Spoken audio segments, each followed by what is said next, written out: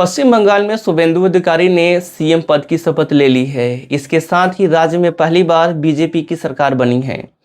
यानी पश्चिम बंगाल में पहली बार बीजेपी की सरकार बनी है। पश्चिम बंगाल में एक खास बात रही है कि जिस पार्टी का गठबंधन या सरकार रही है उसने लंबे समय तक शासन किया है। बीजेपी को अब राज्य में अपने पुराने वादों को पूरा करने के लिए काम करना होगा। पश्चिम बंगाल में हुए विधानसभा चुनाव में बीजेपी को 2/3 से ज़्यादा बहुमत मिला है। यानी कि राजनीतिक स्तर पर सरकार के लिए कोई भी काम करना मुश्किल नहीं होगा। हालांकि इस विशाल बहुमत और जनता की उम्मीद का दबाव उन पर बना रहेगा। शुभेंदु अधिकारी पर भ्रष्टाचार के आरोप भी लगते रहे हैं। 5 लाख रुपीस वो नारदा स्टिंग वीडियो में काम कराने की एवज में कथित तौर पर पैसे लेते देखे गए थे। इसके अलावा शारदा चिट फंड घोटाले में भी उनका नाम सामने आया था। प्रधानमंत्री नरेंद्र मोदी ने साल 2016 के पश्चिम बंगाल विधानसभा चुनाव के दौरान इस कथित घोटाले का जिक्र करते हुए टीएमसी के नेताओं पर भ्रष्टाचार में डूबे रहने के आरोप लगाए थे। उन्होंने एक सभा में आरोप लगाया था कि टीवी कैमरे के सामने रिश्वत ली गई। 5 लाख रुपीस कैमरा के सामने, टीवी कैमरा के सामने कितना लाए हो? अच्छा, लाओ लाओ, और ऐसे कुर्ते में रख देते हैं। टीवी पे देखा कि नहीं देखा आपने? और चेहरा कितना भोला भाला था, ऐसा लगता था ये तो रोज की आदत वाले लगते हैं।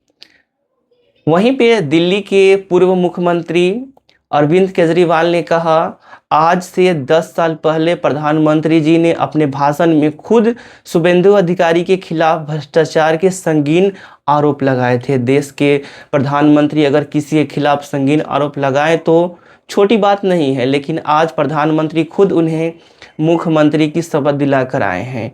टाइम्स ऑफ इंडिया की एक खबर के अनुसार साल 2021 में ईडी ने साल 2016 के नारदा स्टिंग ऑपरेशन मामले में मनी लॉन्ड्रिंग के चार्ज लगाए थे।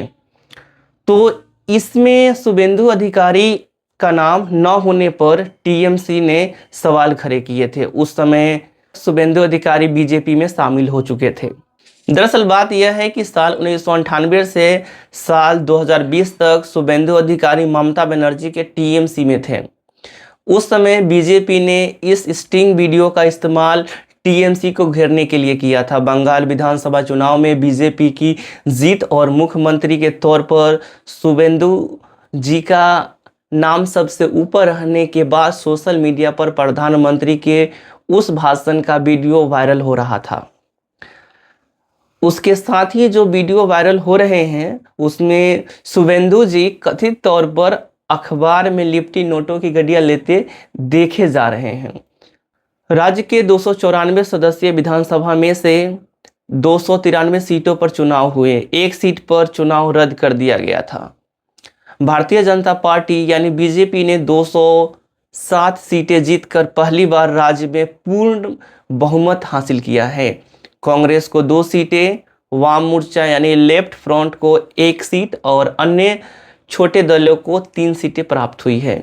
ममता बनर्जी की पार्टी तृणमूल कांग्रेस को कुल 80 सीटें प्राप्त हुई हैं।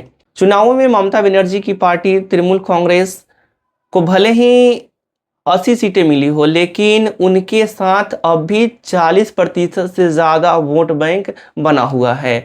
इसके पीछे राज्य में चल रहे जन कल्याण की योजनाओं का बड़ा योगदान माना जा रहा है। नमस्कार।